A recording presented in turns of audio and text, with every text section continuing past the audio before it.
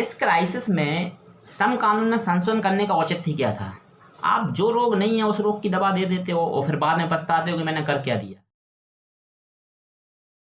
नमस्कार दोस्तों, आज की वीडियो हम बात करेंगे सरकार के द्वारा मजदूरों के लिए इस कोरोना क्राइसिस में की गई अमानवीयता के लिए। क्योंकि इसका जो कारण हमारे लिए बताया गया है कि मजदूरों को उनके घर ना भेजने का कारण केवल एक कारण गिनाया गया है कि देश में कोरोना का संक्रमण हो इससे बढ़ेगा। तो एक जेन्युइन इशूज़ है और ऐसा करने से संक्रमण बढ़ने का खतरा था। लेकिन एक दूसरा बहुत बड़ा कारण जो इससे ही बड़ा कारण है, जो हमारे देश की इकॉनमी से संबंधित है, उस कारण को मीडिया ने भी छिपाया, सरकार ने भी कभी इस कारण को आगे नहीं आने दिया। वो कारण था आर्थिक गतिविधियों का रुकना। जिस तरह से हमारे देश में एक ऐसे रिप्रेजेंट किया जाता है कि मज़दूरों का कोई विशेष योगदान नहीं होता है, ये टैक्स पेयर नहीं होते हैं, ये टैक्स नहीं देते हैं। और हमारे देश का जो वर्कफोर्स है वो 90% अनऑर्गेनाइज सेक्टर से है। और तकरीबन अगर हम बात करें देश में 47 करोड़, ये 2011 की सेंसस के हिसाब से आंकड़ा दे रहा हूँ, लगभग 47 करोड़ के आसपास हमारे देश में मजदूर है। तो इतना बड़ा वर्ग अगर कोई टैक्स नहीं पे करेगा तो देश की इकॉनमी चल कैसे सकती है।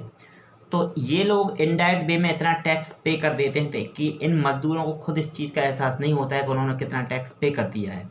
क्योंकि जब उनकी मजदूरी 1000 रुपये दिन की बनती है तो उन्हें 500 रुपये दिए जाते हैं। अगर उनकी मजदूरी 500 रुपये दिन की बनती है तो उन्हें 200 रुपये दिए जाते हैं।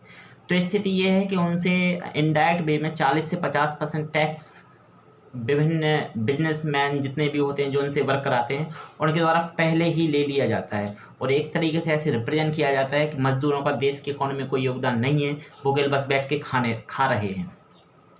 तो स्थिति हमारे देश में ये है। जो संक्रमण से बड़ा खतरा ये था क्योंकि हमारे देश में जो भी आर्थिक पहिया घूम रहा है तो कम से कम देश की इकॉनमी का आधा पहिया जो है वो मजदूरों के द्वारा घुमाया जाता है।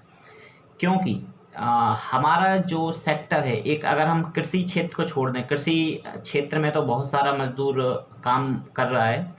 अगर हम इसके अलावा रियल एस्टेट सेक्टर और टेक्सटाइल इंडस्ट्री को देखें तो एक कृषि के बाद ये दो सेक्टर इतने बड़े सेक्टर हैं कि ये सेक्टर मजदूरों के बगैर 1% भी नहीं चल सकते हैं।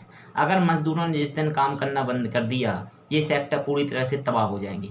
तो इन सेक्टर की गतिविधियों को चलाए रखने के लिए सरकार ने इन मजदूरों को एक पर्टिकुलर प्लेस पे रोके रखा, केवल यह बोलते हुए कि अगर ये अपने घर तक पहुंचते हैं, यानी जहां इनका ये नेटिव प्लेस है जहां के रहने वाले हैं, तो वहां तक पहुंचते पहुंचते संक्रमण का खतरा होगा। ये जेन्युइन इशू है।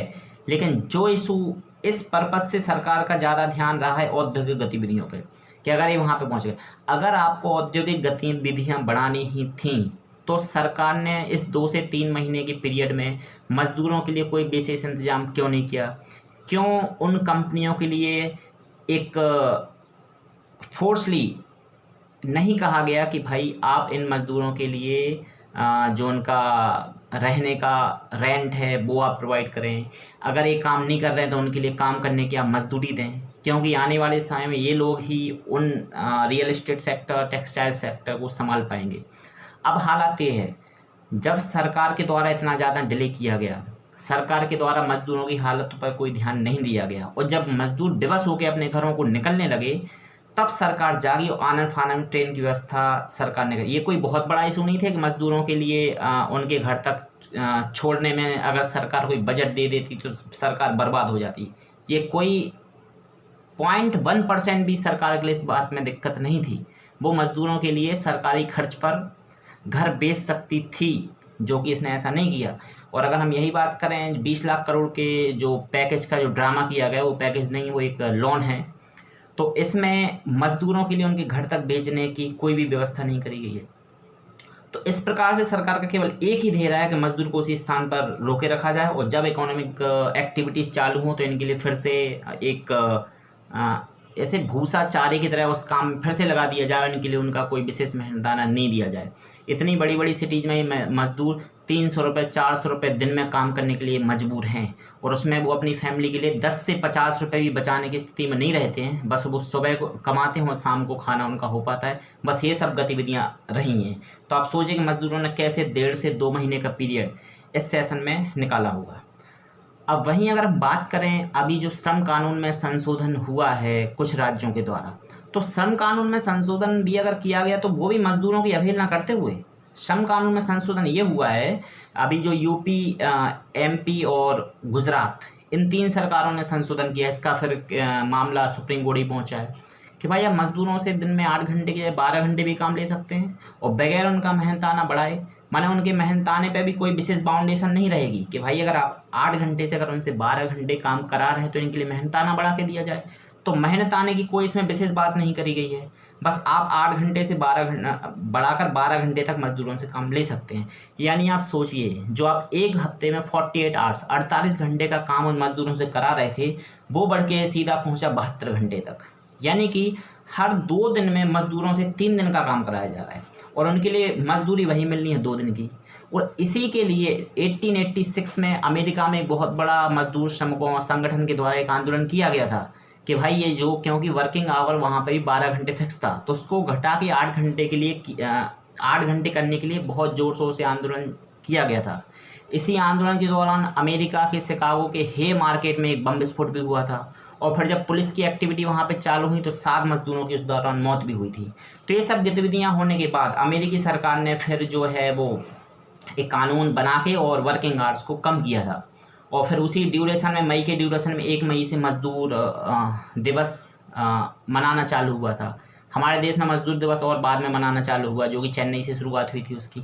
तो ये सब गतिविधियाँ हुई और इस क्राइसिस में श्रम कानून में संशोधन करने का औचित्य क्या था? आप जो रोग नहीं है उस रोग की दवा दे देते हो और फिर बाद में पछताते हो कि मैंने कर क्या दिया। भाई अभी श्रम कानून की कोई बात ही नहीं थी, मजबूर बस कुछ भी, क्योंकि मजदूरों की संख्या कम हो रही है। जितना भी मजदूर शहरों से पलायन करके अपने घर पे आने वाला है, वो मजदूर तकरीबन 60 से 70% मजदूर फिर से काम करने के लिए शहरों में जाएगा ही नहीं, क्योंकि अब वो गांव पे बैठकर सुकून की 2 रोटी खाना पसंद करेगा, क्योंकि उसने सभी बिजनेस एक्टिविटीज़ को देख लिया है कि कौन सरकार उसका कितना ख्याल रख रही है और जो है बिजनेस कंपनी उसका कितना ख्याल रख रही है। तो इन सब स्थितियों को भांपते हुए सरकार ने श्रम कानून में संशोधन भी कर दिया कि आप 8 घंटे से 12 घंटे तक उनसे काम कराइए और कंपनी पर कोई विशेष प्रकार का प्रेशर नहीं रहेगा। तो कुल मिला के गुमराह करने की पूरी कोशिश सरकार के द्वारा की गई है। धन्यवाद।